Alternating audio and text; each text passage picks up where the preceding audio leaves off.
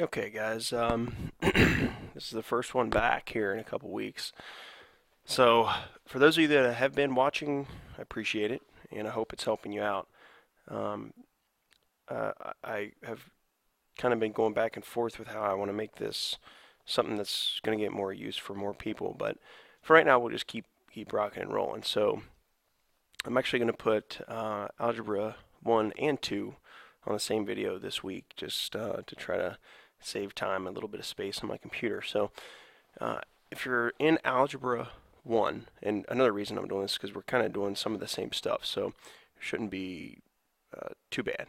But inequalities we've been talking about in both of them. So a simple inequality would be anything like 2x is less than 10, for example. So to solve this, we just divide everything by 2, and we get x is less than 5. Remember that we only switch the sign, so only switch the sign if you're dividing by a negative. So had this been a -2, we would divide everything by -2. We would switch this, and this would become a -5. And instead of that being less than, it would be greater than. Okay, so that's the only thing you've got to keep in mind, is that we got to switch the sign. Now the issue is that more often than not, we end up with compound inequalities. So we'd have things like -10 is less than or equal to 2x is less than, I don't know, let's say 15. So to solve this, we have the x in the middle. We want to isolate the x. So we divide everything by 2, both sides included. Okay, and so then we end up with -5 is less than or equal to x is less than 15 over 2. So when we get this, we want to graph this. We'll draw our number line.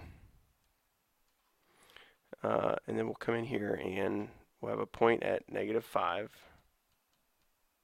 And we'll have a point at 15 over 2, which is just 7.5. So then on these points, on this one we'll have a closed-in circle because it is less than or equal to. And on this one we'll have an open circle, and these two will connect. Okay, so that's about as complex as our inequalities go. We also have absolute value inequalities. So remember that if we have an absolute value, we'll say x minus 6 is in our absolute value brackets. If it's greater than, then it's going to be an or. If it's less than, it's going to be an and. Okay, so for an or inequality, whatever this number is, let's say it's a 10. For an or, we would rewrite our original problem, greater than 10. And then we'd also rewrite one down here and have x minus 6 is less than -10. So it's either going to be greater than 10 or less than -10. And then if it was an and inequality, this would not be here.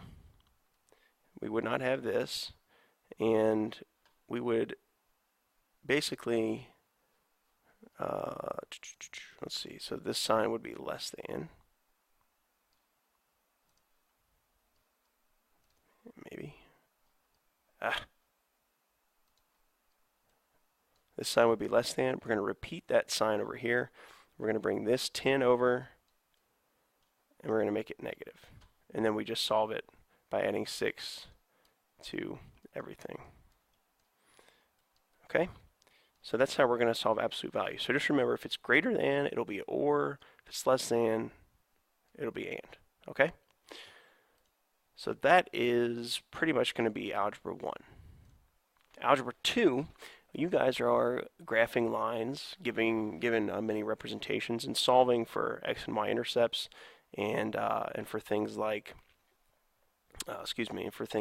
the slope-intercept form. So probably the most difficult problem you're going to see is going to be something that'll say like 3x minus 2y, whoa, equals, we'll say 7. Okay, we want to get y by itself, so we want to end up with y equals mx plus b form. So to get that, what we have to do is subtract this 3x. So we want to get rid of the 3x, and we do that by subtracting it to the other side.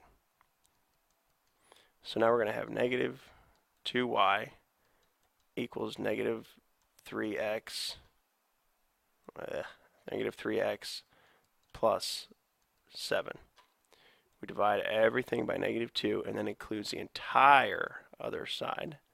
So we get y equals positive 3/2 x minus 7/2. Very important for you to watch your signs. Make sure that you have a negative 7/2 and a positive 3/2. Now what this means is if we graph this, we're going to go to negative 7/2 on the y-axis. That's our y-intercept.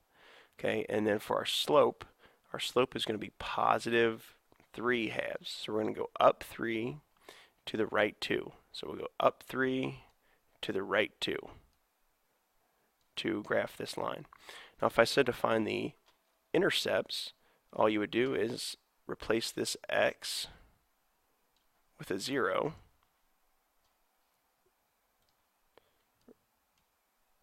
and then solve for y. That would give you the y-intercept. And on the flip side, to find the x-intercept, you would replace the y with a 0 and solve for x. Okay? So if you did that, or you could also think about it as covering up this 3 and solving for y, so you have y equals 7 over negative 2. And then if you cover up the y, you divide by 3 and you get x equals 7 over 3. So then you can graph that using those 2 points, or I might just ask you to find the x and the y-intercept, and same thing, do it the same way. So finally, for both, this is new, this is good for everybody to remember, is that if we're graphing on a coordinate plane, this is the x-axis and this is the y-axis. So the horizontal is the x, the vertical is the y. If I give you a point, let's say negative 5, 2, I want you to graph that point. You're going to go negative 5 on the x, and you're going to go up 2 on the y. That point is right there. Please keep in mind that when we have y equals mx plus b form, this is the is the y-intercept. This is the slope. This is not the x-intercept. This is the slope. There's a smiley face for you. I think that about sums it up for this week. Again, I apologize for my lack of document camera, but I was having some technical difficulties, so you had to go with a very sloppy paint version. But anyway, it's almost more fun. Thanks for watching. I hope these are helping. If they're not, tell me. If they are, tell me. I'd love to get some feedback. So thank you very much, and I'll see you guys tomorrow.